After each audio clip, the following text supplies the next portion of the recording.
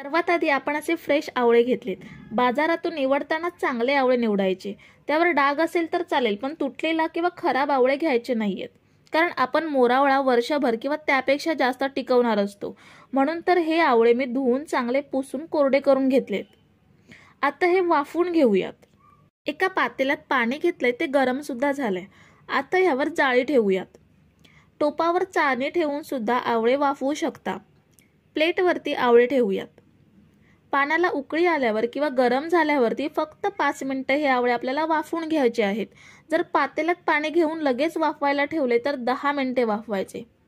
आता मी हे पाणी गरम झाल्यावरती चाळणीमध्ये ठेवते, म्हणून फक्त 5 मिनिटे वाफवून घेणार आहे। झाकण लावून 5 मिनिटे वाफवून घेऊयात। जास्त वेळ वाफवले तर पाकळ्या बियांपासून वेगळ्या होऊ शकतात आणि पाकात शिजवताना आवळ्यांचा लगदा होईल किंवा स्मॅश होऊ शकतात। म्हणून आपण हे फक्त 5 मिनिटे वाफवणार आहोत। 5 मिनिटांनी झाकण काढूयात। हे बघा, आवळ्यांचा रंग चेंज झालाय, मस्त वाफले गेलेत। आपल्याला जसे पाहिजे तसे वाफले गेलेत। पाकळ्या अजिबात खुलल्या गेल्या नाहीयेत। आता हे आपण थंड करून घेऊयात।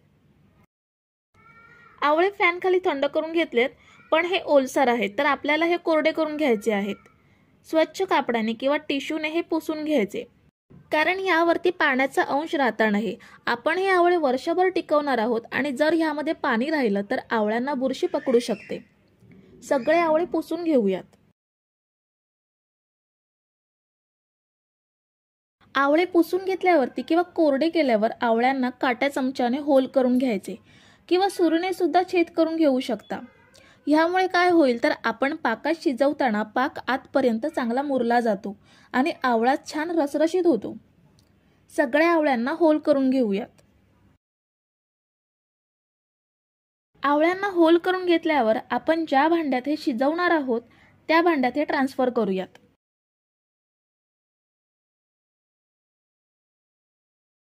आता यामध्ये अर्धा किलो गूळ घेऊयात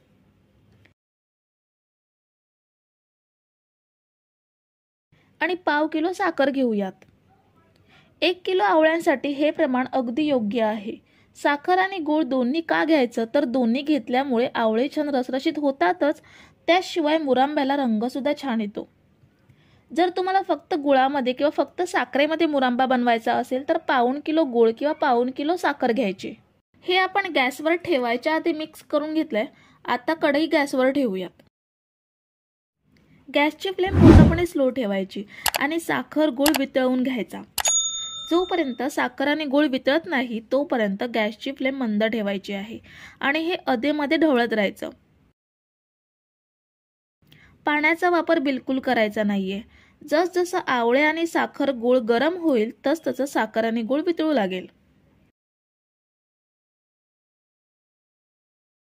हळूहळू साखर आणि गूळ विरघळू लागलाय। आपल्याला हे असंच मधून मधून ढवळून घ्यायचं आहे।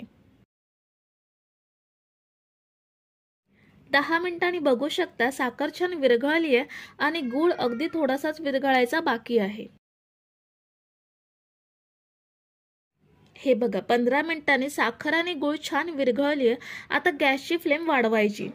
गॅसची फ्लेम मीडियम करून आवळे पाकात शिजवून घेऊयात। आता 25 मिनिटं झाली आहे। साखर आणि गुळाच्या पानाला उकळी आली आहे। आता पाक आणि आवळे शिजायला सुरुवात झाली आहे। हळूहळू आवळ्यांचा आकार कमी होतो आणि ते तपकिरी रंगाचे होऊ लागतात। थोड्या थोड्या वेळाने तुम्हाला आवळे स्टेप बाय स्टेप कसे मुरतात ते दाखवते। 35 मिनिटांनी आवळ्यांचा रंग पहिल्यापेक्षा खूप चेंज झालाय, गडद तपकिरी होऊ लागलाय आणि आवळे सुद्धा अजून टवटवीत आहेत। अजून 15 मिनिटे आपल्याला हे शिजवून घ्यायचे आहेत। हे बघा, आता 50 मिनिटं झाली आहेत। आवळ्यांचा रंग गडद तपकिरी झालाय। आवळे आता टवटवीत राहिले नाहीयेत, त्यांना सुरकुत्या पडायला लागल्यात। आता गॅस बंद करायचा आणि हे आवळे चांगले थंड करून घेऊयात। पाक गरम असल्यामुळे थंड होईपर्यंत उष्णतेने ह्यांचा रंग अजून डार्क होतो। ह्यांच्यावर झाकण ठेवायचं नाहीये, कारण झाकण ठेवल्यावरती वाफेने पाणी सुटेल आणि पाणी पाकात ऍड झालं तर मोरावळा जास्त दिवस टिकणार नाही। म्हणून झाकण न ठेवता थंड करून घेऊयात। हे बघा, आवळे मस्त थंड करून घेतलेत आणि मस्त पाकात मुरलेत। आणि पाक सुद्धा अजिबात घट्ट झाला नाहीये, खूप छान पाक तयार झालाय। सांगितलेल्या प्रमाणात गूळ आणि साखर घेतली की मस्त मोरावळा तयार होतो। एक आवळा तोडून दाखवते। हे बघा किती छान मऊसूत पाकात मुरलाय ते। आता हे काचेच्या बरणीमध्ये भरून ठेवायचे। त्याआधी बरणी स्वच्छ कापडाने पुसून कोरडी करून घ्यायची आणि आवळे पाकासहित बरणीत भरून ठेवायचे।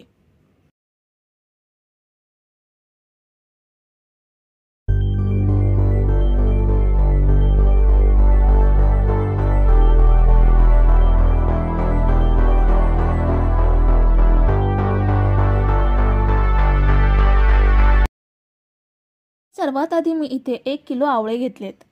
आवळे घेताना स्वच्छ आवळे घ्यायचे जेणेकरून लोणचं वर्षभर टिकेल। आवळे मी इथे स्वच्छ धुवून कापडाने पुसून घेतलेत। आता आपण हे वाफवून घेऊयात। कढईमध्ये 2 ते 3 ग्लास पाणी घ्यायचं आणि त्यावर अशी जाळी ठेवायची। आता ह्यावर आवळे ठेवूयात।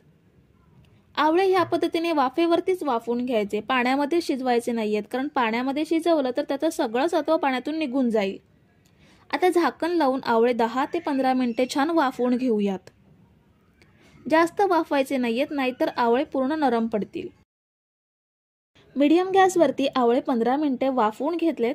आवळ्यांना भेगा पडल्यात, म्हणजे आवळे छान वाफले गेलेत। आता हे थंड करून घेऊयात। आवळे थंड झालेत, आता ह्यामधल्या बिया काढून घेऊयात। पाकळ्या अगदी व्यवस्थित बियांपासून वेगळ्या होत आहेत। पाणी टाकून लगेच वाफवायला ठेवलं की घड्याळ लावून बरोबर 15 मिनिटे वाफवायचे आणि जर पाण्याला उकळी आल्यावर वाफवायला ठेवले तर फक्त 10 मिनिटे वाफवायचं, म्हणजे आवळे एकदम परफेक्ट वाफले जातात। सगळ्या आवळ्यांच्या बिया सेपरेट काढून पाकळ्या वेगळ्या करूयात।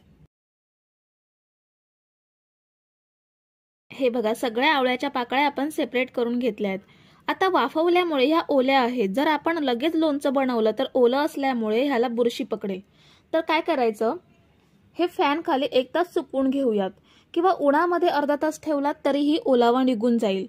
पण जास्त वेळ उन्हात ठेवायचे नाहीयेत, कारण खडखडीत सुकवलात तर लोणच्याचा मसाला आवळ्याच्या फोडींमध्ये मुरणार नाही।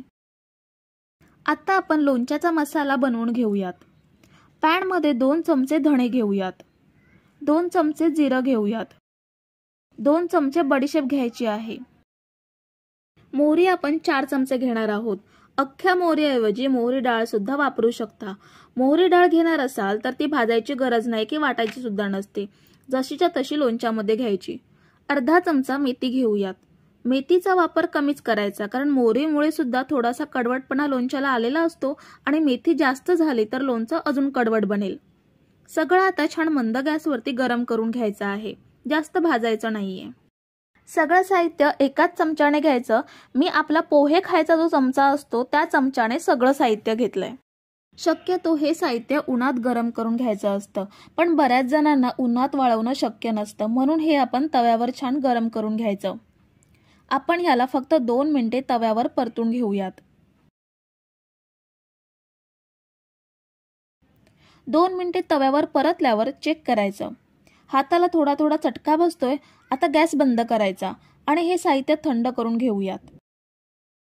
हे बघा भाजलेलं साहित्य थंड करून घेतलंय। आता हे मिक्सरच्या भांड्यात घेऊयात। आपल्याला जाडसर वाटून घ्यायचं आहे, एकदम बारीक पावडर बनवायची नाहीये, थोडं जाडसर ठेवायचं।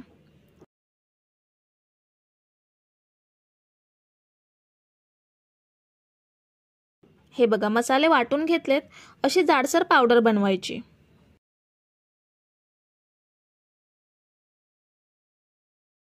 आता कढईमध्ये तेल घेऊयात।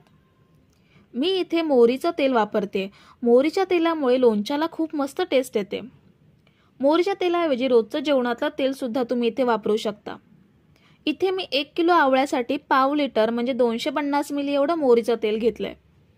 तेल आपल्याला चांगलं गरम करून घ्यायचं आहे। खूप जास्त गरम करायचं नाहीये, म्हणजे तेलातून धूर निघेल एवढं गरम करायचं नाहीये। हाताला गरम वाफ लागेल एवढं गरम करायचं। आता गॅस बंद करूयात आणि कढई साईडला घेऊयात। तेल जास्त गरम असताना मसाले टाकायचे नाहीयेत, नाहीतर मसाले करपतील आणि लोणच्याला चांगला टेस्ट लागणार नाही। तेलामध्ये अर्धा चमचा हळद टाकूयात। हळद टाकल्यावर तेलामध्ये अगदी हळूवार फेस सुटला। टाकल्या लगेच फेस आली नाहीये, म्हणजे समजू शकता की तेल किती कमी गरम आहे ते। अर्धा चमचा हिंग घेऊयात, 2 चमचे लाल तिखट, मी इथे काश्मीरी मिरची पावडर वापरली आहे, ह्यामुळे लोणच्याला रंग खूप छान येतो। आणि आता वाटलेला मसाला ॲड करूयात। सगळं छान चमच्याने एकजीव करूयात। मिक्स केल्यावर ह्यामध्ये आवळ्याच्या फोडी घेऊयात। आवळ्याच्या फोडी फॅन खाली छान सुकवून घेतल्यात। आता 2 चमचे मीठ घेऊयात। रोजच्या जेवणापेक्षा मीठ थोडं जास्त घ्यायचं, म्हणजे आवळा मिठात मुरला की लोणचं खायला खूप छान लागतं आणि लोणचं बराच काळ टिकतं, लवकर खराब होत नाही। आता सगळं छान मिक्स करूयात। हे बघा, सगळं मिक्स करून घेतलंय। सांगितलेल्या प्रमाणात सगळं साहित्य घेतलं की अगदी छान लोणचं तयार होतं। शिवाय बघू शकता, काश्मीरी मिरची पावडर वापरल्यामुळे लोणच्याला खूप मस्त रंग सुद्धा आलाय। आता पूर्णपणे थंड झाल्यावरतीच हे काचेच्या किंवा प्लास्टिकच्या स्वच्छ बरणीत भरून ठेवायचं, किंवा चिनी मातीची बरणी असेल तर ती सुद्धा तुम्ही इथे वापरू शकता।